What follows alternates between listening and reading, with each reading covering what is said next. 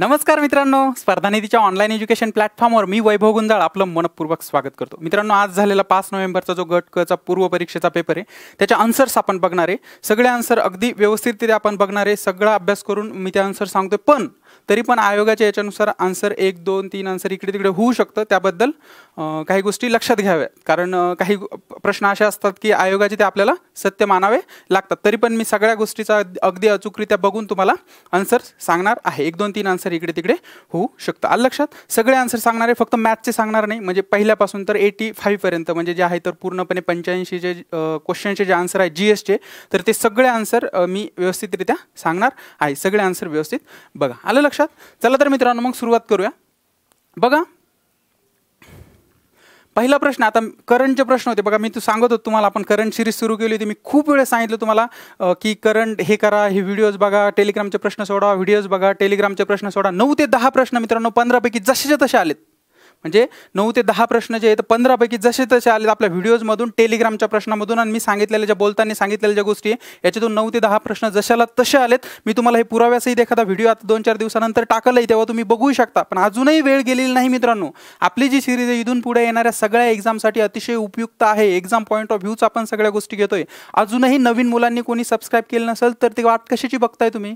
चॅनलला सबस्क्राईब करा, बेल आयकॉनवर प्रेस करा आणि येणाऱ्या सगळ्या गोष्टींचा किंवा इथून पुढे चॅनलवर येणारे सगळे विषय असतील किंवा सगळे व्हिडिओज असतील अतिशय महत्त्वपूर्ण आहे. सगळ्या गोष्टीचा लाभ घ्या, पूर्णपणे मोफत आहे. अशा गोष्टी परत परत अवेलेबल होत नाही. आलं लक्षात?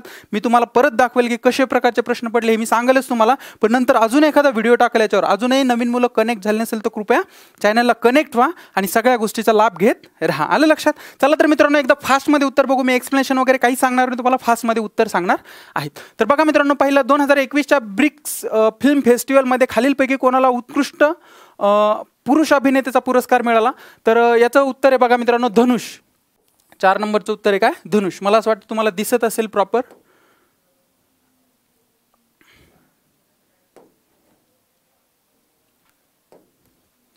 ओके. त्याच्यानंतर बघा मित्रांनो, पुढचा प्रश्न. 2022 सालचे प्रतिष्ठित बोल्ट्झमन पदक प्राप्त करणारे पहिले भारतीय भौतिकशास्त्रज्ञ कोण? बघा, 2022चे प्रतिष्ठित बोल्ट्झमन पदक प्राप्त करणारे पहिले भारतीय भौतिकशास्त्रज्ञ कोण? तर प्रोफेसर दीपक धर हे त्याचं उत्तर आहे. प्रश्न क्रमांक 2चं उत्तर काय? 1 नंबरचं ऑप्शन प्रोफेसर दीपक धर. आलं लक्षात? त्याच्यानंतर पुढचा प्रश्न बघा मित्रांनो.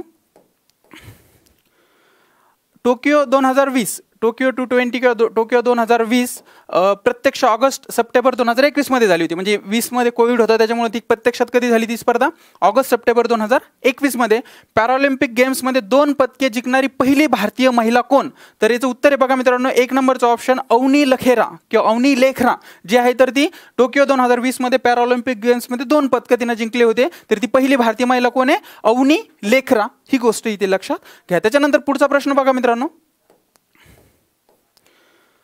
येरवडा मध्यवर्ती कारागृहात कैद्यांसाठी 2022 मध्ये कोणती ऋण योजना प्रायोगिक तत्वावर सुरू करण्यात आली? उरडू सांगत होते सगळ्या प्रश्नांचे आन्सर. जे रेग्युलर लेक्चर बघत असतील, सगळ्या गोष्टी फॉलो करत असतील, त्यांना याचे उत्तर पटापट आले असतील. तर याचे उत्तर मित्रांनो 4 नंबरचं ऑप्शन जिव्हाळा योजना. मी खूप डिटेलमध्ये ही योजना घेतलेली आहे आणि तुम्हाला सगळ्या गोष्टी मी अगदी व्यवस्थित याच्यामध्ये सांगितलेल्या पण आहे. 4 नंबरचं येरवडा मध्यवर्ती कारागृहात कैद्यांसाठी 2022 मध्ये ऋण योजना प्रायोगिक तत्वावर सुरू करण्यात आली. तर कोणती? जिव्हाळा योजना. ही गोष्ट इथे लक्षात घ्या. त्याच्यानंतर बघा मित्रांनो, global observatory on donation and transplantation GODT या संस्थेच्या 2021च्या अहवालानुसार अवयवदान आणि प्रत्यारोपणामध्ये भारताचा कितवा क्रमांक आहे? तर भारताचा 3रा क्रमांक आहे बघा मित्रांनो. कितवा? 3रा क्रमांक. 1 नंबरला USA, 2 नंबरला आहे चीन आणि 3 नंबरला आहे भारत. तर मग भारताचा कितवा क्रमांक येईल? 3रा क्रमांक आहे. ही गोष्ट इथे लक्षात घ्या. त्याच्यानंतर पुढचा प्रश्न बघा मित्रांनो.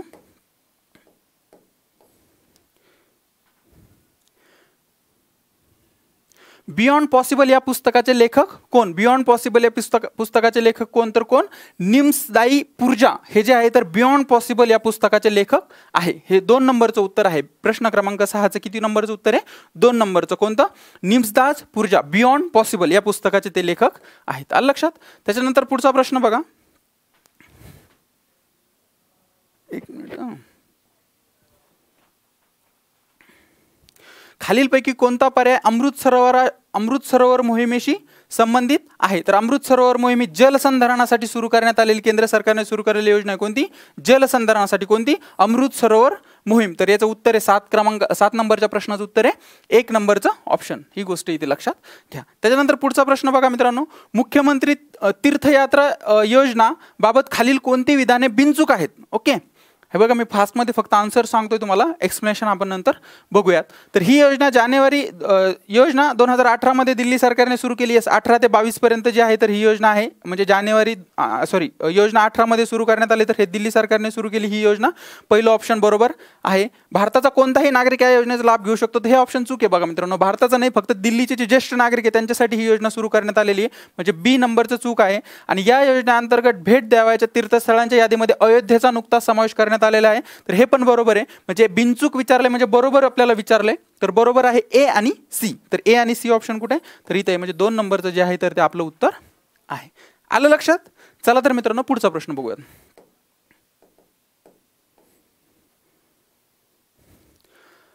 राजीव गांधी, हे बघा प्रश्न जशाला तसे प्रश्न पडलेत सगळे. मी खूप वेळ सांगत होते हे करा हे करा हे करा, टेलिग्राम जशाला तसा प्रश्न पडला, काहीच फरक नाही. राजीव गांधी ओरांग राष्ट्रीय उद्यान, ज्याचे नाव ओरांग राष्ट्रीय उद्यान, म्हणजे अगोदर राजीव गांधी ओरांग राष्ट्रीय उद्यान होतं, आता ओरांग राष्ट्रीय उद्यान असे करण्यात आले.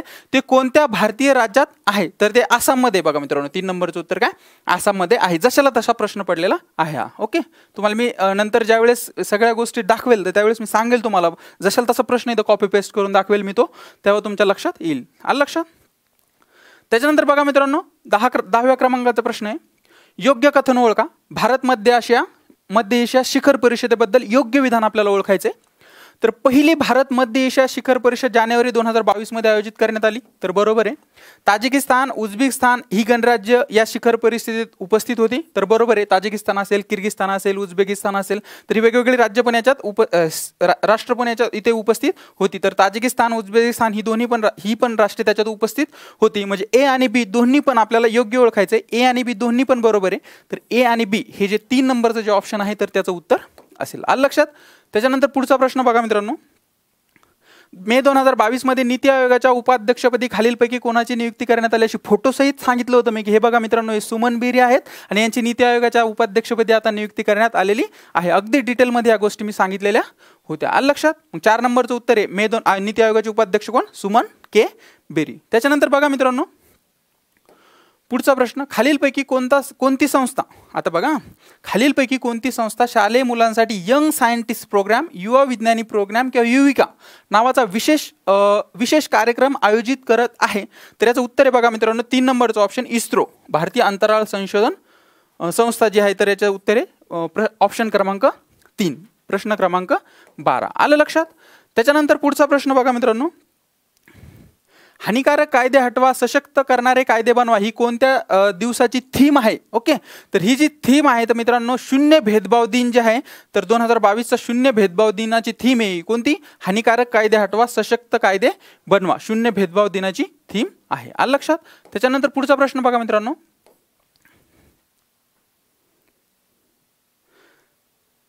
हे पण सांगितलेले सगळे प्रश्न अगदी मी जशाल तसे सांगितलेले, जशाल तसे प्रश्न पडलेत सगळे. भारतीय अवकाश संशोधन संस्थेचे म्हणजे इस्रो, बरोबर. आपली जी भारतीय अवकाश संशोधन, याच्यावर अगोदर बी आपण प्रश्न बघितला, जीविका कार्यक्रम वगैरे इस्रोवरच प्रश्न येतो. भारतीय अवकाश संशोधन संस्था म्हणजे इस्रोचे अध्यक्ष म्हणून डॅश डॅश यांची जानेवारी 2022 मध्ये नियुक्ती झालेली आहे. तर डॉक्टर एस सोमनाथ यांची जी आहे तर नियुक्ती झालेली आहे इस्रोचे अध्यक्ष म्हणून जानेवारी 2022 मध्ये. आलं लक्षात? त्याच्यानंतर पुढचा प्रश्न बघा, पंजाबच्या उत्पादन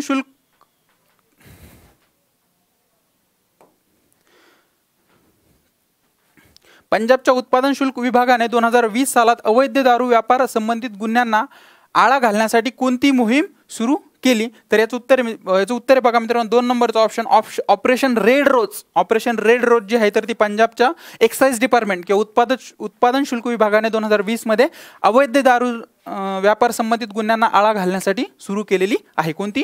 ऑपरेशन रेड रोज. ही गोष्ट इथे लक्षात घ्या. त्याच्यानंतर पुढचा प्रश्न बघा मित्रांनो, आता करंटचे प्रश्न संपले, आता पॉलिटीचे प्रश्न आहे. तर बघा मित्रांनो, खालीलपैकी कोणत्या घटनादुरुस्तीनुसार देशाचे सार्वभौमत्व आणि एकात्मता यांच्या रक्षणासाठी नागरिकांच्या मूलभूत हक्कावर बंधने घालण्यात आली? तर याचं उत्तर आहे बघा मित्रांनो 16वी घटनादुरुस्ती. ओके, 16वी घटनादुरुस्ती ऑप्शन क्रमांक 2 हे जे आहे तर याचं उत्तर आहे. त्याच्यानंतर पुढचा प्रश्न बघा,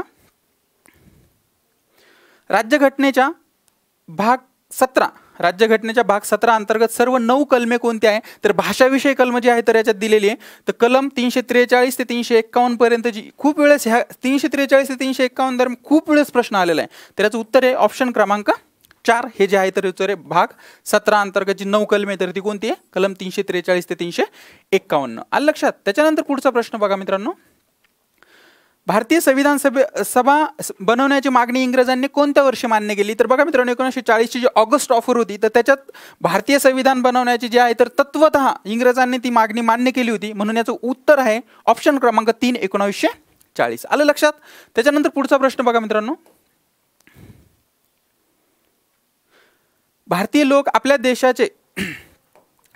आपल्या देशाचे प्रशासन किती उत्तम प्रकारे चालू शकतात हे पाहण्यासाठी 1930 ते 32 या दरम्यान लंडनमध्ये डॅश डॅश गोलमेज परिषदा आयोजित करण्यात आला. 30, 31, 32 अशा 3 गोलमेज परिषदा आयोजित करण्यात आल्या होत्या, म्हणून याचं ऑप्शन क्रमांक 3 हे जे आहे ते याचं उत्तर आहे. ही गोष्ट इथे लक्षात घ्या. त्याच्यानंतर पुढचा प्रश्न बघा मित्रांनो, भारतीय संविधानाच्या कलम 154 प्रमाणे राज्याची कार्यकारी सत्ता डॅश डॅश यांच्याकडे देण्यात आली. तर 153 नुसार काय राज्यपालांची तरतूद आहे, 154 नुसार त्यांच्याकडे राज्याच्या कार्यकारी सत्तेची जी आहे तर तरतूद आहे. तर कोण आहे? राज्यपाल हे जे आहे ते याचं उत्तर आहे. प्रश्न क्रमांक 20 चं उत्तर काय? ऑप्शन क्रमांक 3 ही गोष्ट इथे लक्षात घ्या. आलं लक्षात? फक्त फास्ट मध्ये उत्तर सांगतोय, काळजी करू नका, आपण नंतर सगळ्या गोष्टी बघूयात. त्याच्यानंतर बघा मित्रांनो, योग्य जोड्या जुळवा. बंदी प्रात्यक्षिकरण, परमादेश, अधिकारपृच्छा आणि उत्प्रेषण ह्याचं जे आहे तर आपल्याला योग्य जोड्या जुळायच्या. तर बघा मित्रांनो याचं उत्तर आहे उत्प्रेषण खटला कनिष्ठ न्यायालयाकडून वरिष्ठ न्यायालयाकडे हस्तांतरित करणे, म्हणजे डीचं उत्तर 1, डीचं उत्तर इथे 1 आहे, इथे 1 आहे. त्याच्यानंतर परमादेश आम्ही कार्य करण्यास आदेश देतो, बीचं उत्तर 3, बीचं उत्तर पण 3 आहे. बंदी प्रात्यक्षिकरण अटकेची कायदेशीरता तपासणे, 1 मिनिट हां येस, अटकेची कायदेशीर एचं उत्तर 4, म्हणजे एचं उत्तर 4 इथे, म्हणजे ऑप्शन क्रमांक 2 हे जे आहे ते याचं उत्तर असेल. कशाचं? प्रश्न क्रमांक किती 21 जे उत्तर आहे तर ऑप्शन क्रमांक 2 हे जे आहे त्याचं उत्तर असेल. त्याच्यानंतर पुढचा प्रश्न बघा,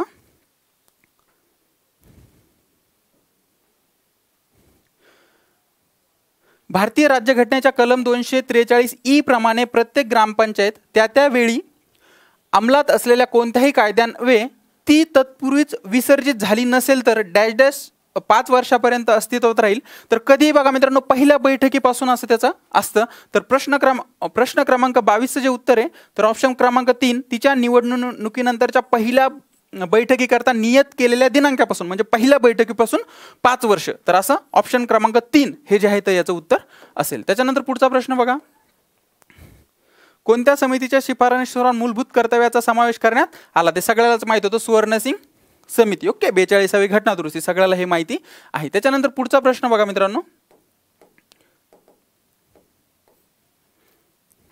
खालीलपैकी कोणते काम ग्रामसेवकाचे नाही? ग्रामसेवक माहिती आपल्याला, तर खालीलपैकी ग्रामपंचायतीचा सचिव असतो किंवा ग्रामपंचायतीचा सर्व कार्यकारी कारभार ज्याच्याकडे असतो तो ग्रामसेवक. तर याचे काम कोणते नाही हे विचारलं तर बघा मित्रांनो, ग्रामपंचायतीचा निधीचा योग्य वापर करणे, येस हे काम त्याचं आहे. त्याच्यानंतर ग्रामसभेचा अहवाल तयार करणे हे पण त्याचं काम आहे. त्याच्यानंतर शासनाने निर्धारित केलेल्या विविध करांची वसुली करणे, कर आपण जमा करत नाही पण निर्धारित केलं तर त्याला ते काम करावं लागेल, मग ते पण त्याचं काम आहे. म्हणजे 3 आहेत पण यापैकी नाही 4 हे जे आहे त्याचं उत्तर आहे, कारण वरीलपैकी सर्व आहे म्हणजे 4 नंबरचं जे उत्तर असं आपलं यापैकी नाही, म्हणजे तिन्ही पण कामं त्याचे आहेत. आणि आपल्याला कोणतं काम नाही असं विचारलं होतं तर तिन्ही पण कामं आहे, म्हणून 4 नंबरचं जे आहे तर त्याचं उत्तर असेल. त्याच्यानंतर पुढे बघा मित्रांनो, कोणत्या घटनादुरुस्तीन्वये 11वे मूलभूत कर्तव्य यादीत नंतर समाविष्ट करण्यात आले? मी सांगितलं मला आता मूलभूत कर्तव्य सुवर्णसिंग समिती 42वी घटनादुरुस्ती 1976 ला ऍड केलं होतं. पण यांनी काय विचारलं की जे 10 ऍड केले होते आपण 42व्या घटनादुरुस्तीने किती केले होते 10, पण इथं काय विचारलं त्यांनी 11वे मूलभूत कर्तव्य नंतर कधी समाविष्ट करण्यात आलं 51 मध्ये? तर 86वी घटनादुरुस्ती 2002 म्हणजे 4 नंबरचं जे आहे तर याचं उत्तर असेल. आलं लक्षात? त्याच्यानंतर पुढचा प्रश्न बघा मित्रांनो,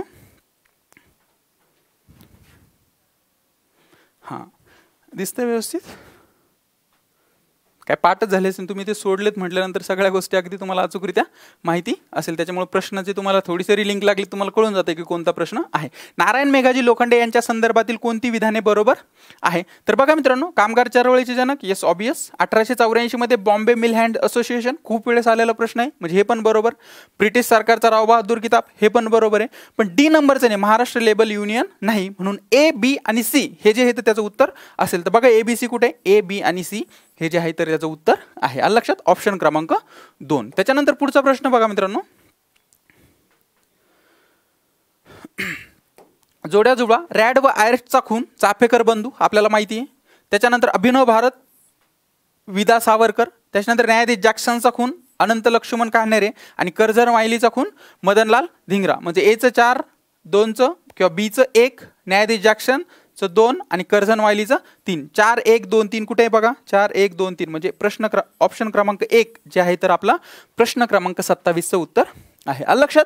त्याच्यानंतर पुढचा प्रश्न बघा मित्रांनो, एखादा आन्सर इकडे तिकडे होऊ शकतं, बरं आलं लक्षात? तसं मी सगळ्या गोष्टी अगदी व्यवस्थित त्या बघूनच सांगतोय तुम्हाला, पण आयोगाचं नंतर काही भविष्यात सांगता येत नाही, कारण आयोगाच्या काही गोष्टी आपल्याला मान्य कराव्याच लागतात. आलं लक्षात? त्याच्यानंतर पुढचा प्रश्न बघा मित्रांनो, आता बघा मित्रांनो, असे अनेक करंटचे जसे प्रश्न पडले. इथून पुढे आपण हळूहळू आपल्या आता बऱ्याच दिवसापासून म्हणजे सुरुवात झाली आता बऱ्यापैकी. आता इथून पुढे आपण बऱ्याच गोष्टीचा इम्प्लिमेंट जे आहेत आपल्या चॅनलवर करणार आहे. तर त्याचा मोफत सगळ्या गोष्टीचा व्यवस्थित लाभ घ्या, चॅनलला कनेक्ट राहा आणि जे सांगतोय ते अगदी फॉलो करा. तुम्हाला भविष्यात खूप फायदा होईल. ही तर आपली अजून सुरुवात आहे. आलं लक्षात? बघा मित्रांनो, खालील विवरणावरून व्यक्ती ओळखायचा आपल्याला. मराठीतील पहिले पत्रकार माहिती आहे, अक्कलकोटच्या युवराजांचे शिक्षक, मराठी वृत्तपत्राचे जनक आणि कुलाबा वेधशाळेचे संचालक. तर हे उत्तर आहे मित्रांनो ऑप्शन क्रमांक 3 बाळशास्त्री जांभेकर हे जे आहे ते व्यक्ती आहे. मग आपल्याला व्यक्ती ओळखायचं, तर उत्तर असेल ऑप्शन क्रमांक 3. त्याच्यानंतर बघा मित्रांनो, कोणत्या राष्ट्रीय सभेच्या अधिवेशनात 2 गट पुन्हा एकत्र आले? आपल्याला माहिती आहे सुरत फूट आणि लखनौ मध्ये ते एकत्र आले. म्हणजे 1916चं जे लखनौ अधिवेशन होतं त्याच्यात ते एकत्र आले. झाल गट आणि मवाळ गट कधीचं? 1916चं. म्हणून याचं ऑप्शन क्रमांक 2 हे जे आहे ते याचं उत्तर आहे. आलं लक्षात? त्याच्यानंतर पुढचा प्रश्न बघा, 1928 मध्ये पहिल्या अखिल बंगाल विद्यार्थी परिषदेचे अध्यक्ष कोण होते? तर पंडित जवाहरलाल नेहरू हे याचं उत्तर आहे. 2 नंबरचं ऑप्शन पंडित जवाहरलाल नेहरू. त्याच्यानंतर पुढचा प्रश्न बघा मित्रांनो, कोणत्या समाज सुधारकाने विद्वेषी विवाह केला? तर याचं उत्तर आहे बघा मित्रांनो, महर्षी धोंडो केशव कर्वे. शारदा आश्रम, पंडिता रमाबाई वगैरे तुम्हाला लिंक लागली असेल तर 4 नंबरचं जे आहे त्याचं उत्तर आहे महर्षी धोंडो केशव कर्वे. त्याच्यानंतर पुढचा प्रश्न बघा मित्रांनो, ब्रिटिश काळातील भारताचे अनुद्योगीकरण म्हणजे काय? म्हणजे उद्योगीकरण आणि त्याच्या विरुद्धार्थी काय? अनुद्योगीकरण. म्हणजे उद्योगीकरणाच्या विरुद्ध डी इंडस्ट्रियलायझेशन किंवा इंडस्ट्रियलायझेशनच्या ऑपोजिट किंवा विरुद्ध काय? इंडस्ट्रियलायझेशन म्हणजे काय असा प्रश्न विचारला आहे. तर बघा मित्रांनो, भारतातील हस्तउद्योगाचा ऱ्हास, येस उद्योगापासून भारत म्हणजे इंडस्ट्रियलायझेशनचं ते उदाहरण आहे. त्याच्यानंतर कुटीर उद्योगाचा ऱ्हास, येस ए आणि बी तर कन्फर्म बरोबर आहे. सी आणि डी चुका आहे मित्रांनो. म्हणजे मी जितकं बघितलं त्याच्यामुळे सी आणि डीचा काही संबंध लागत नाहीये, तरी पण आयोग एखाद्या वेळेस मला वाटत नाही देईल. पण ए आणि बी तर कन्फर्म बरोबर आहे. म्हणजे उत्तर आहे ना ए आणि बी असं यायला पाहिजे. ए आणि बी 1 नंबरचं ऑप्शन जे आहे तर त्याचं उत्तर यायला पाहिजे. त्याच्यानंतर पुढचा प्रश्न बघा मित्रांनो, आता उठाव आहे प्रत्येक वेळेस प्रश्न महाराष्ट्राच्या इतिहासावर. आता कंबाईन गट ब असेल, गट क असेल, हमखास खूप प्रश्न असतात आपल्याला माहिती आणि खूप सोपे असतात. आपण थोडा जरी अभ्यास केला तर आपल्याला त्या गोष्टी लक्षात येतात. तर बघा मित्रांनो, कोल्हापूरच्या उठावाचं नेतृत्व कोणी केलं? तर चिमासाहेब यांनी केलेलं आहे. त्याच्यानंतर जमखंडीचं आप्पासाहेब पटवर्धन. म्हणजे एचं उत्तर 2 कुठे? एचं उत्तर 2, येस हे इथे. त्याच्यानंतर जमखंडीचं आप्पासाहेब पटवर्धन म्हणजे बीचं उत्तर 1, बीचं उत्तर 1 इथे. औरंगाबादचं फिदा अली 4 आणि नरगुंचं बाबासाहेब भावे डीचं उत्तर 3. म्हणजे ऑप्शन क्रमांक 2 हे जे आहे ते आपलं उत्तर असेल. आलं लक्षात? चला तर मित्रांनो पुढचा प्रश्न बघूयात. त्याच्यानंतर बघा मित्रांनो, आपल्याला भारतातील पहिली महिला डॉक्टर आलं लक्षात? लहानपणी बऱ्याच वेळेस तुम्ही जनरल नॉलेजचे प्रश्न पाठ करताना बऱ्याच वेळेस ऐकलं असेल. तर हाच फक्त वेगळ्या पद्धतीने आयोगाने विचारलेला प्रश्न आहे. अमेरिकेत जाऊन वैद्यकीय शास्त्रात पदवी मिळवणाऱ्या देशातील पहिला महिला कोण? तर आनंदीबाई जोशी हे जे आहे तर याचं उत्तर आहे. आलं लक्षात? भारतातील पहिल्या महिला डॉक्टर. आलं लक्षात? त्याच्यानंतर पुढचा प्रश्न बघा मित्रांनो, आता असहकार चळवळीबरोबर महात्मा गांधीजींनी खालीलपैकी कोणता कार्यक्रम हाती घेतला? आलं लक्षात? आता बघा, असहकार चळवळीबरोबर महात्मा गांधींनी खालीलपैकी कोणता कार्यक्रम हाती घेतला? स्वदेशीचा प्रसार, यस ऑबियस आहे. हिंदू मुस्लिम ऐक्य अजेंडाच होता त्यांचा. मद्यपान बंदी, यस ऑबियस. आणि अस्पृश्यता निवारण हे पण आहे, कारण अस्पृश्यता निवारण हे त्यांचं पहिल्यापासूनचं ध्येय महात्मा गांधीचं. त्यांनी थोडा जरी कुठेतरी उल्लेख केलेला असला त्याचा, तरी अस्पृश्यता निवारण हे त्याचं उत्तर यायला पाहिजे, कारण अस्पृश्यता निवारण हे त्यांना एकदम टिटकारा होता महात्मा गांधींनी त्याचा. अस्पृश्यता निवारण यायलाच पाहिजे. ए बी आणि C, A B C D हे 4 नंबरचं जे आहे ते वरीलपैकी सर्व बरोबर हे त्याचं उत्तर असेल. आलं लक्षात? त्याच्यानंतर पुढचा प्रश्न बघा मित्रांनो, लोकांना राजकीय शिक्षण मिळावे या उद्देशाने कोणती संस्था स्थापन करण्यात आली? तर याचं उत्तर आहे बघा मित्रांनो, डेक्कन सभा. काय? डेक्कन सभा. याच्यात थोडंसं जे आहे तर पॉलिटिकल व्ह्यूने जे आहे तर डेक्कन सभा, त्याचं उत्तर खूप कन्फ्युज, तुम्ही कुठं पण बघा तुम्हाला स्पष्टपणे त्याचं उत्तर सापडणार नाही. पण माझ्या माहितीच तो, आता मी जितकं बघितलं किंवा जितकं माहिती आहे, तर डेक्कन सभाला हिला थोडासा पॉलिटिकल व्ह्यू होता, म्हणून डेक्कन सभा हिची सुरू करण्यात आली. म्हणजे सुरुवातीला कोणत्या उद्देशाने स्थापन करण्यात आले त्यावेळेस थोडासा पॉलिटिकल व्ह्यू होता, त्याच्यामुळं 1 नंबरचं जे आहे आयोगाने उत्तर द्यायला पाहिजे, डेक्कन सभा. आलं लक्षात?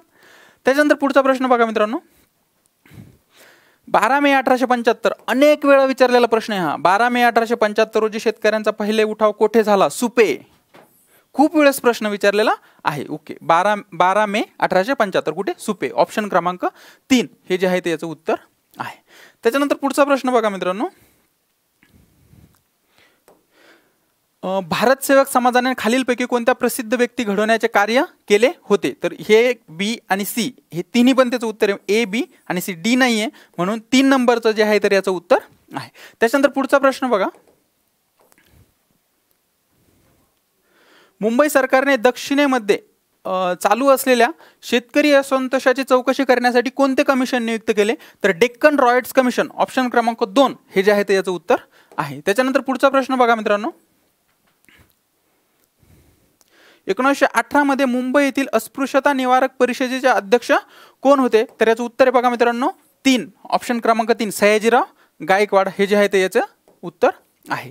त्याच्यानंतर पुढचा प्रश्न बघा मित्रांनो, खालीलपैकी कोणत्या राज्याचे भौगोलिक क्षेत्रफळ जास्त आहे? सोपे प्रश्न आहे, राजस्थान सगळ्यांना माहिती आहे. त्याच्यानंतर पुढचा प्रश्न बघा, खालीलपैकी कोणत्या राज्याच्या सीमा ह्या 2 देशांना लागून आहे? तर बघा मित्रांनो, मिझोराम, बांगलादेश आणि म्यानमार या 2 देशांना लागून असलेली सीमा आहे मिझोरामची. तर 3 नंबरचं जे ऑप्शन जे आहे तर याचं उत्तर आहे. आलं लक्षात? त्याच्यानंतर पुढचा प्रश्न बघा, योग्य जोड्या जुळवा, लोह पोलाद उद्योग आणि राज्य. तर बोकारो आपल्याला माहिती आहे, आता उत्तराखंडमध्ये म्हणजे बिहार. त्याच्यानंतर दुर्गापूर आपल्याला माहिती आहे पश्चिम बंगाल. रूरकेला आपल्याला माहिती आहे ओडिशा. आणि भद्रावती कर्नाटक. म्हणजे एचं उत्तर 4 कुठे बघा मित्रांनो, इथे एकाच याच्यावर उत्तर नाही, तर ऑप्शन क्रमांक 2 हे जे आहे तर त्याचं उत्तर आहे. त्याच्यानंतर पुढचा प्रश्न बघा,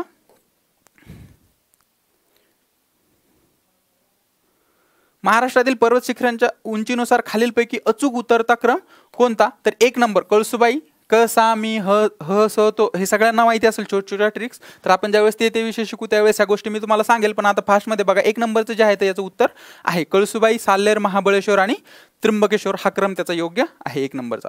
त्याच्यानंतर बघा मित्रांनो, जनगणना 2011 प्रमाणे कोणत्या जिल्ह्याचे लिंग गुणोत्तर जास्त आहे? तर सातारा ह्या जिल्ह्याचे लिंग गुणोत्तर जास्त 988 आहे, तर म्हणजे सगळ्यात जास्त आहे, म्हणून सातारा जे आहे तर याचं उत्तर आहे. त्याच्यानंतर बघा मित्रांनो, महाराष्ट्रातील उष्ण पाण्याचे झरे त्याचे ठिकाणे असलेले जिल्हे तर हे दिलेलं आहे. तर सालबर्डी हे उष्ण पाण्यात झरे कुठे? अमरावती आहे, म्हणजे एचं उत्तर 4 कुठे? एचं उत्तर 4 म्हणजे 4 क्रमांकाचं जे ऑप्शन आहे तर याचं उत्तर आहे सालबर्डीचं अमरावती, सावचं रायगड, वज्रेश्वरी ठाणे आणि चांगदेव जळगाव असं ज्याचा आहे तर योग्य क्रम लागतो. आलं लक्षात?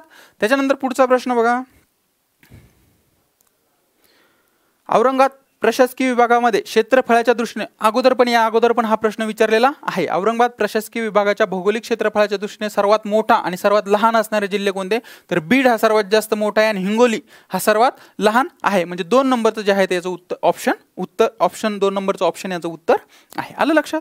त्याच्यानंतर बघा, अस्तंबा हे उंच शिखर महाराष्ट्रातील कोणत्या पर्वतरांगेत आढळतं? तर आपल्याला सगळ्यांना माहिती आहे सातपुडा. ओके, वर सातपुडा पर्वतरांगेत जे आहे तर अस्तंबा हे उंच शिखर आढळतं, म्हणून ऑप्शन क्रमांक 3 हे जे आहे ते याचं उत्तर असेल. आलं लक्षात? त्याच्यानंतर बघा मित्रांनो, महाराष्ट्रातील किती जिल्ह्याच्या सीमा कर्नाटकास लागून आहे? 2 नंबर म्हणजे 1 नंबरला 8 ज्या लागतात ते मध्य प्रदेश आणि खाली 7 लागतात त्या कर्नाटकास, म्हणजे 3 नंबरचं जे ऑप्शन जे आहे तर ते आपलं उत्तर असेल. आलं लक्षात. त्याच्यानंतर पुढचं बघा, 1 इंच वायुभार म्हणजे किती? तर याचं मित्रांनो 34 मिलीबार. 1 इंच वायुभार म्हणजे किती? 34 मिलीबार जे आहे ते याचं उत्तर आहे. त्याच्यानंतर पुढचा प्रश्न बघा मित्रांनो, सोपे सोपे प्रश्न आहे, एकदम छोटे छोटे प्रश्न आहे. भारतात मान्सून वारे वाहण्यासाठी 30 डिग्री ते 40 डिग्री उत्तर अक्षांशाच्या पट्ट्यात जेट वायूचे अस्तित्व कारणीभूत आहे. येस, ऑब्वियस, बरोबर. आणि भारतात भूमिखंडाचा विस्तृत भाग मान्सून वारे वाहण्यासाठी कारणीभूत आहे. येस, कारण मान्सून वारेच असतात ना आपल्याला, मग तो कारणीभूत आहे म्हणूनच या सगळ्या गोष्टी होत आहे. ए आणि बी दोन्ही पण विधाने बरोबर आहे, म्हणून ऑप्शन क्रमांक 3 हे जे आहे ते आपलं उत्तर असेल. आलं लक्षात. त्याच्यानंतर पुढचा प्रश्न बघा, मुंबई आग्रा राष्ट्रीय महामार्ग खालीलपैकी कोणत्या शहरातून जात नाही असं विचारलं तर बघा मित्रांनो, याचं उत्तर आहे नाशिकमधून जातो, धुळ्यामधनं जातो, त्याच्यानंतर अंमळनेरमधून जातो, पण दौंडमधनं जात नाही. दौंड हे पुण्यात येतं, दौंडमधनं जात नाही. फक्त बी हे जे आहे ते याचं उत्तर असेल. आलं लक्षात. त्याच्यानंतर पुढचा प्रश्न बघा, महाराष्ट्रातील पहिली विजेवर चालणारी रेल्वे कोणती? तर कोणती? मुंबई ते कुर्ला 1925 जी चालली होती, तर महाराष्ट्रातली पहिली विजेवर चालणारी रेल्वे होती. कोणती? मुंबई ते कुर्ला, म्हणजे ऑप्शन क्रमांक 2 हे जे आहे ते याचं उत्तर असेल. त्याच्यानंतर पुढचा प्रश्न बघा मित्रांनो, सोलापूर जिल्ह्यातील नान्नज अभयारण्य कोणत्या पक्ष्यांसाठी प्रसिद्ध आहे? तर याचं उल्लेख आहे ग्रेट इंडियन बजार्ट किंवा मालडोक हे जे आहे ते याचं उत्तर आहे. त्यालाच मालडोक असं म्हटलं जातं. ऑप्शन क्रमांक 3 हे जे आहे ते याचं उत्तर आहे. त्याच्यानंतर पुढचं बघा मित्रांनो, कोल्हापूर जिल्ह्यातील ज्योतिबा डोंगर डॅश डॅश नावाने ओळखले जाते. तर मित्रांनो, हे वाडी रत्नागिरी या नावाने ओळखले जाते, म्हणजे फक्त ऑप्शन क्रमांक 1 हे जे आहे ते याचं उत्तर आहे. त्याच्यानंतर पुढचा प्रश्न बघा मित्रांनो, रेपो दर ज्या दराने डॅश डॅश, रेपो दर म्हणजे काय असं विचारलं होतं. बघा मित्रांनो, रिझर्व्ह बँक ऑफ इंडिया व्यापारी बँकांना जे कर्ज देते, म्हणजे रिझर्व्ह बँक आरबीआय जे असते, तर आरबीआय ज्या वेळेस व्यापारी बँकांना कर्ज देते तर त्याला रेपो रेट असं म्हणतात, ज्या दराने कर्ज देते त्या दरानं. आणि व्यापारी बँका रिझर्व्ह बँकेला ज्यावेळेस कर्ज देतात तो जो दर असतो त्याला रिव्हर्स रेपो रेट असं म्हणतात. पण इथं विचारलेलं आपल्याला रेपो दर म्हणजे काय किंवा रेपो रेट म्हणजे काय, तर याचं उत्तर आहे बघा मित्रांनो 3 क्रमांकाचं, रिझर्व्ह बँक ऑफ इंडिया व्यापारी बँकांना जे कर्ज देते ना तो दर असतो तो असतो रेपो रेट. आलं लक्षात. त्याच्यानंतर बघा मित्रांनो, खालीलपैकी कोणते भारतातील लोकसंख्या विस्फोटाचे कारण नाही? तर याचे बघा मित्रांनो, याचे डी हे जे उत्तर आहे त्याचं ऑप्शन क्रमांक 4 हे जे आहे ते राहणीमानातील सुधारणा हे त्याचं कारण नाही. त्याच्यानंतर पुढचा प्रश्न बघा, FRBM कायदा केव्हापासून लागू करण्यात आला? तर बघा मित्रांनो, इथं काय केलेलं आहे, लागू करण्यात कधी आला तो आहे 2003चा, पण लागू कधी करण्यात आला? 5 जुलै 2004, म्हणजे 4 नंबरचं जे ऑप्शन आहे तर त्याचं उत्तर आहे. FRBM कायदा खूप इम्पॉर्टंट आणि खूप वेळेस याच्यावर प्रश्न आलेला आहे. मग 2004ला लागू झाला, म्हणून ऑप्शन क्रमांक 4 हे जे आहे तर त्याचं उत्तर असेल.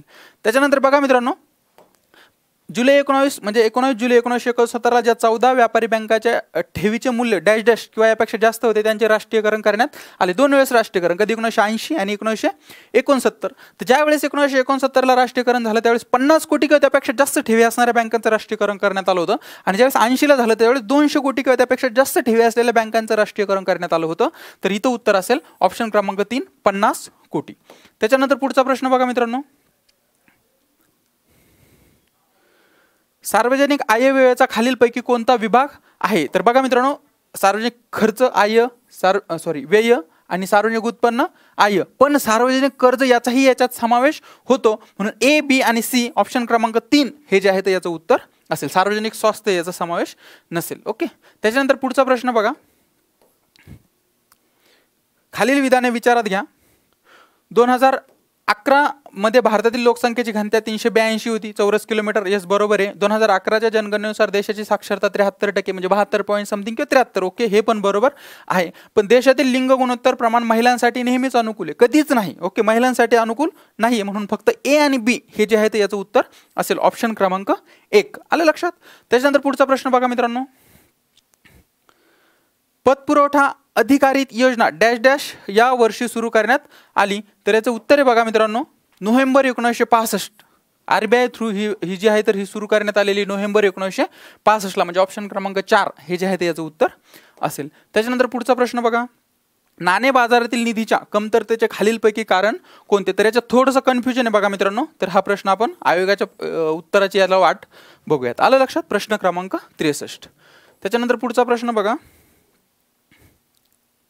राज्य सरकारच्या भांडवली प्राप्तीत डॅश डॅश यांचा समावेश होतो. कशाच विचारलं? भांडवली प्राप्ती. काय विचारलं आपल्याला? भांडवली प्राप्ती विचारलंय तर कशात समावेश होतो? बाजारी कर्जे, येस ऑब्वियस कर्ज, गुंतवणूक, भांडवली प्राप्ती समावेश होतो. केंद्र सरकारकडून उचल, येस हे पण आहे. उचल म्हणजेच कर्ज, हा एक प्रकारचं उचल म्हणजेच काय. आणि कर्ज आणि गुंतवणूक मी तुम्हाला व्यवहार तोल आणि व्यापार तोलाचं जे आहे तर त्याच्यात घेतलं होतं. त्यामध्ये मी सांगितलं तुम्हाला भांडवली कर्जे किंवा गुंतवणूक म्हणजे भांडवली प्राप्ती वगैरे त्या गोष्टी मी तुम्हाला सांगितलेल्या होत्या. नवीन लोकांनी नसेल बघितलं तर अजून पण जाऊन बघू शकता. आणि केंद्र सरकारकडून जीएसटीचा वाटा, आता जीएसटी वाटा येतो, पैसे येतात, पण भांडवली प्राप्ती विचारलं, महसुली नाही. आता ही जी आहे भांडवली प्राप्ती जीएसटी नाही आणि कर हे सगळे महसुली असतात. ओके, म्हणून ए, बी आणि सी हे जे आहे ते याचं उत्तर असेल ऑप्शन क्रमांक 3. आलं लक्षात? त्याच्यानंतर पुढचा प्रश्न बघा मित्रांनो, कोणत्या शासनाच्या सार्वजनिक खर्चाची प्रवृत्ती कशी असते? कोणत्याही शासनाचे जे खर्च असतो ना मित्रांनो जास्त असतो. आता तुम्हीच भारत सरकारच बघा, आरबीआयवर मस्त दबाव आणत असतं जास्तीत जास्त खर्च करण्यासाठी, त्यांचे मौद्रिक धोरणात जास्त खर्च करण्यासाठी, त्यांना अनुकूल करण्यासाठी त्यांच्यावर दबाव आणत असतं. म्हणजे कोणत्याही सरकारचा अजेंडा असतो जास्तीत जास्त खर्च करणे. तर ऑप्शन क्रमांक 3 वाढता हे जे आहे ते याची खर्चाची प्रवृत्ती नेहमी कशी असते? वाढती किंवा वाढते असते. तर ऑप्शन क्रमांक 2 हे जे आहे ते त्याचं उत्तर असेल. त्याच्यानंतर बघा मित्रांनो, गरिबाच्या मुद्द्यांचे पुनर्परीक्षण करण्यासाठी 2011-12 मध्ये कोणती समिती नेमण्यात आली? तर सी रंगराजन समिती, ऑप्शन क्रमांक 4 हे जे आहे त्याचं उत्तर असेल. त्याच्यानंतर पुढचा प्रश्न बघा, ग्रामीण भागातील माणसाला दररोजच्या आहारातून किती उष्मांकाची गरज असते? 2200-2400 कॅलरी आपल्याला माहिती आहे ना. तर काय कशाला विचारलंय? ग्रामीण भागातल्या, तर ग्रामीण भागातले 2400 कॅलरी हे जे आहे ते त्याचं उत्तर आहे. त्याच्यानंतर पुढचा प्रश्न बघा, भारतात मौद्रिक धोरण कोणत्या वित्तीय संस्थेमार्फत राबवले जाते? आपल्याला माहिती आहे कुणामार्फत? आरबीआय. मौद्रिक धोरण जे आहे तर ते कोण, राजकोषीय धोरण कुणाकडून राबवलं जात असतं? सरकारकडून. आणि मौद्रिक धोरण कुणाकडून राबवलं जात असतं? Reserve bank of India, RBI जी आहे आपली भारताची जी बँक आहे आरबीआय, तर त्याच्याकडून राबवलं जातं. त्याच्यानंतर राष्ट्रीय तेलबिया विकास प्रकल्प डॅश डॅश या वर्षात सुरू करण्यात आला. भारत सरकारने सुरू केलेला 2014-15 कोणता? राष्ट्रीय तेलबिया विकास प्रकल्प, म्हणजे ऑप्शन क्रमांक 2 हे जे आहे ते त्याचं उत्तर आहे.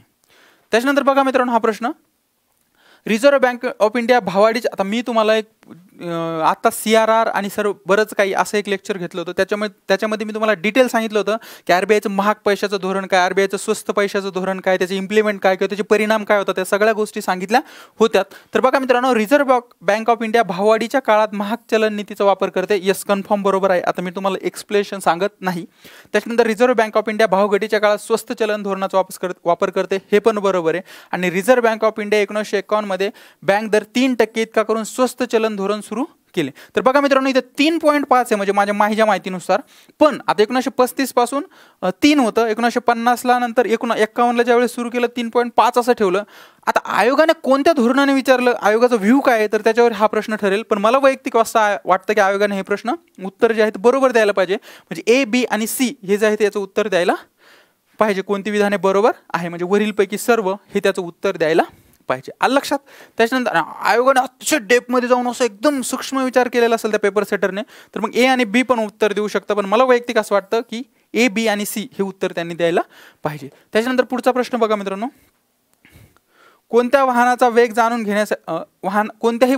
जाणून घेण्यासाठी डॅश डॅश पद्धती किंवा वापरली जाते? तर स्पीडोमीटर वापरलं जातं. आणि स्पीडोमीटरमध्ये एडी जे आहे तर चक्राकार प्रवाह जो असतो तर तो वापरला जातो. म्हणजे ऑप्शन क्रमांक 1 जे आहे ते याचं उत्तर आहे प्रश्न क्रमांक 71. आलं लक्षात? त्याच्यानंतर पुढचा प्रश्न बघा मित्रांनो, सामान्य डोळा 25 सेमीपेक्षा जवळच्या वस्तू पाहू शकत नाही, कारण याचं सरळ उत्तर आहे बघा मित्रांनो, डोळा हा नाभी अंतर मर्यादेपेक्षा कमी करू शकत नाही. याचं उत्तर तुम्हाला बऱ्याच जणांना वाटत असेल 3 आहे, पण 3 नाही, याचं उत्तर 4 क्रमांकाचं आहे.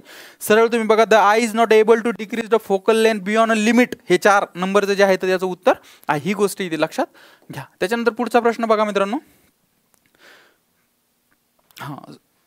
जेव्हा ध्वनीचा स्रोत आणि निरीक्षक यांच्यात सापेक्ष गती असते तेव्हा स्रोताद्वारे उत्सर्जित होणाऱ्या ध्वनीची वारंवारता आणि निरीक्षकाद्वारे ऐकल्या जाणाऱ्या ध्वनीच्या वारंवारतेत बदल दिसून येतो. तर याला काय म्हणतात? तर याला डॉपलरचा प्रभाव असं म्हणतात. ऑप्शन क्रमांक 3 हे जे आहे ते त्याचं उत्तर असेल. त्याच्यानंतर बघा मित्रांनो, खालीलपैकी कोणते मूलद्रव्य जपानमधील मिनामाटा या साथीच्या रोगासाठी कारणीभूत आहे? पारा आपल्याला माहिती आहे, HG हे जे आहे ते त्याचं उत्तर असेल. प्रश्न क्रमांक 74चं उत्तर काय असेल?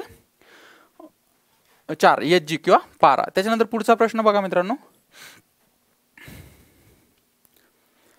फॉस्फरस पेट्रोक्लोराईडचा रेणू डॅश डॅश संकरणाने तयार होतो. तर बऱ्याच जणांनी 3 नंबरचं उत्तर केलं असेल, पण याचं उत्तर आहे 4 नंबरचं जे आहे sp3d किंवा sp3d जे आहे ते 4 नंबरचं याचं उत्तर आहे. ही गोष्ट इथे लक्षात घ्या. त्याच्यानंतर पुढचा प्रश्न बघा.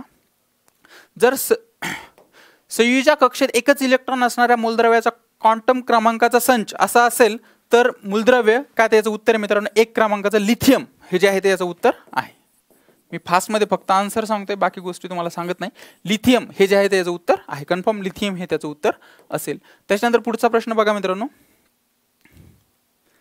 हां, सॅलेमँडर जोड्या जुळवायच्या आपल्या सॅलेमँडर शीतरक्ती बरोबर बदक चोचा अंडज सस्तन प्राणी असा जो आहे म्हणजे एकचं उत्तर 1 ज्या सॉरी हां एकचं उत्तर 1 इथे. त्याच्यानंतर बीचं उत्तर 4 इथे म्हणजे ऑप्शन क्रमांक 2 हे जे आहे ते याचं उत्तर असेल. म्हणजे जळू काय?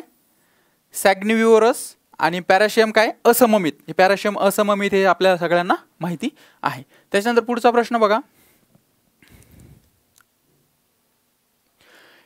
हा प्रश्न थोडासा कन्फ्युजन मध्ये मित्रांनो. याचं आन्सर मला वैयक्तिक असं वाटतं 3 नंबर असायला पाहिजे, पण मी कन्फर्म सांगू शकत नाही. आयोगाच्या वेळेची वाट बघूयात आपण, पण 3 नंबर असू शकतं, पॉसिबिलिटी आहे. ही गोष्ट इथे लक्षात घ्या. त्याच्यानंतर पुढचा प्रश्न बघा मित्रांनो. खालीलपैकी कोणता मासा ऑस्टिकथाईज वर्गातील आहे? तर हे बघा मित्रांनो, याचं उत्तर आहे कटला. तुम्हाला खूप कन्फ्युजन आहे याचं उत्तर बघताना, पण अंतिमतः मी खूप वेळेस याला शोधलं बघितलं तर कटला हे उत्तर याचं मला मिळालं. तर कटला हे उत्तर याचं आहे. त्याच्यानंतर पुढचा प्रश्न बघा मित्रांनो. कडुलिंबामध्ये डॅश डॅश नावाचे कीटकनाशक असते, त्याचं सरळ उत्तर आहे फक्त बी. म्हणजे कुठे फक्त बी? ऑप्शन क्रमांक 2 अझॅडी रॅक्टिन, रॉक्टिन किंवा रॅक्टिन हे जे आहे ते हे कीटकनाशक असते. म्हणजे ऑप्शन क्रमांक 2 हे जे आहे त्याचं उत्तर असेल. त्याच्यानंतर पुढचा प्रश्न बघा. फळ उत्पन्न न करणाऱ्या झाडाला काय म्हणतात? तर बघा मित्रांनो, याचं उत्तर आहे ना तुम्हाला मराठीत वाचलं तर काहीच समजणार नाही, पण याचं इंग्लिशमध्ये बघितलं तर अकॉर्पस हे जे आहे ते याचं उत्तर येतं. म्हणजे फक्त ए हे जे आहे ते याचं उत्तर असायला पाहिजे. काय? फळ उत्पन्न न करणाऱ्या झाडाला काय म्हणतात? अकॉर्पस जे आहे तर किंवा अकार्यक्षम हे याचं उत्तर यायला पाहिजे. ऑप्शन क्रमांक 1. त्याच्यानंतर पुढचा प्रश्न बघा. बॅसिलस थुरिंगिएसिस हे एक मायक्रोबियल कीटकनाशक आहे आणि बेव्हेरिया बासियाना हे बुरशी कीटकनाशक म्हणून वापरले जाते. तर हे दोन्ही पण विधाने बरोबर आहे. म्हणून ऑप्शन क्रमांक 4 हे जे आहे ते याचं उत्तर आहे. त्याच्यानंतर पुढचा प्रश्न बघा मित्रांनो.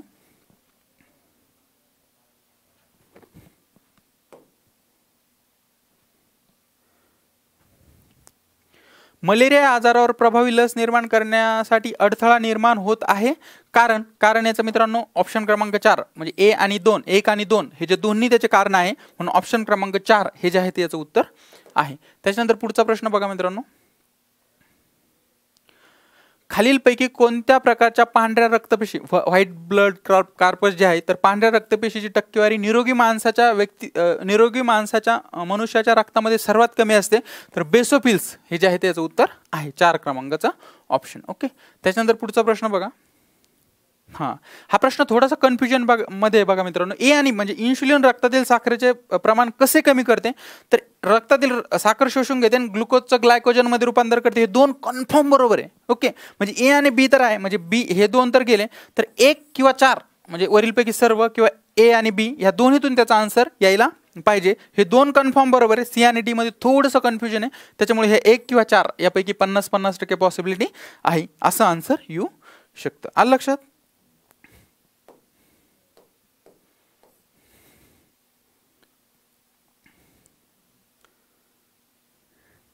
हे मॅथचे प्रश्न आहे. मॅथचा आपण खूप वेळ लागतो, त्याच्यामुळं मॅथचं स्पेशल एखादं लेक्चर घेऊ. त्याच्यानंतर हे जीएसचे जे प्रश्न आहे त्याचे सगळे उत्तर मी अगदी अचूकरित्या देण्याचा प्रयत्न केला. थोडाफार एक अर्धा 1 2 3 प्रश्न इकडे तिकडे होऊ शकतात, कारण त्याची आपली गॅरंटी देऊ शकत नाही. आलं लक्षात? करंटचे मित्रांनो परत एकदा सांगतो, आपण आत्ताच सुरू केलं, करंटची सिरीज सुरू केली. मी वेगवेगळे जे आहे त्या विषयाचे पण व्हिडिओज टाकत असतो, त्याच्यातून बी प्रश्न येण्याची दाट शक्यता असते. आलतू फालतू मी चॅनलवर काहीच टाकत नाही, ते सगळं जे असतं ते एक्झाम ओरिएंटेड असतं, खूप इम्पॉर्टंट असतं. आलं लक्षात. करंटचे बघा मित्रांनो 9 ते 10 प्रश्न जशाल तसे पडले. ऑदर विषय सुरू होतील तेव्हा पण अशाच गोष्टी होत राहतील. त्याच्यामुळे चॅनलवरचे येणारे सगळे व्हिडिओ अगदी व्यवस्थित बघत चला. टेलिग्राम चॅनल जॉईन केलं नसेल टेलिग्राम चॅनल जॉईन करा. मी डिस्क्रिप्शन बॉक्समध्ये पण आणि कमेंट बॉक्समध्ये पण टेलिग्राम चॅनलची लिंक दिलेली आहे. आलं लक्षात. परत सांगतो, अजूनही वेळ गेलेली नाही. ही सिरीज तुम्हाला येणारे मुख्य परीक्षा असेल की इथून पुढच्या सगळ्या परीक्षांना अगदी व्यवस्थितरित्या कामी येईल. आलं लक्षात. चला तर मित्रांनो थांबूयात मग. Thank you so much.